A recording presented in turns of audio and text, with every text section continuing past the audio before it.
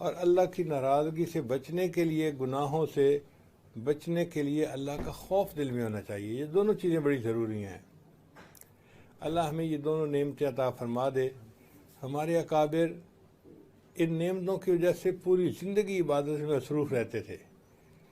چنانچہ ایک بزرگ کے بارے میں آتا ہے کہ 70 سال کی عمر میں وہ 70 طواف روزانہ کرتے تھے۔ 70 طواف کا مطلب یہ کہ ہر طواف کے 7 چکر، اور 70 طواف کا مطلب 490 چکر بیت اللہ کے۔ اللہ اکبر کبیرہ! 490 چکر روزانہ لگانا کوئی چھوٹا کام نہیں ہے۔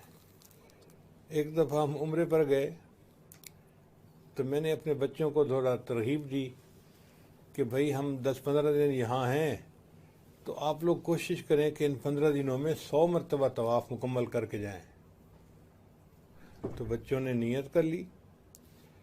اب انہوں نے 5-10 طواف جب روزانہ کے شروع کیے تو پاؤں کے نیچے چھالے بن گئے۔ میں نے اپنے بیٹے سیف اللہ کو دیکھا، اس کی عمر 20 سال تھی اور وہ بہت اسٹرانگ بچہ تھا، صحت مند بچہ تھا، وہ ذرا ایسے لنگڑا کے چل رہا ہے۔ میں نے پوچھا بیٹا کیا ہوا؟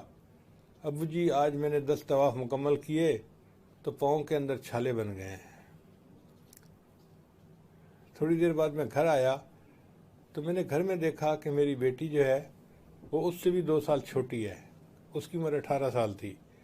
وہ استری کے ساتھ بیٹھی ہوئی اپنے پاؤں کو ذرا گرم کر رہی ہے۔ تو میں نے کہا بیٹی یہ کیا کر رہی ہو؟ ابو جی میں نے بھی آج 10 طواف مکمل کیے ہیں اور میرے پاؤں کے نیچے کچھ ایسا ہو گیا ہے کہ تکلیف ہو رہی ہے، تو میں استری کے ساتھ تھوڑا پانی اپنے پاؤں کے نیچے کے حصے کو ٹکور کر رہی ہوں۔ اب دیکھو جو بچے 10 طواف روزانہ کرتے ہیں ان کے پاؤں میں چھالے بن جاتے ہیں اور پاؤں کو ٹکور کرنی پڑتی ہے، اور 15 دن میں مشکل سے وہ 100 طواف مکمل کرتے ہیں۔ اور وہ بزرگ 70 سال کی عمر میں روزانہ 70 طواف کرتے تھے، اور ہر طواف کی 2 رکعتیں ہوتی ہیں، 2 رکعت نفل، تو 70 ضرب 2 140 رکعت بھی روزانہ پڑھتے تھے۔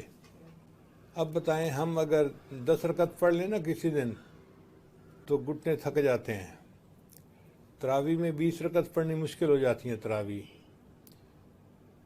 اور وہ 140 نفل روزانہ پڑھتے تھے۔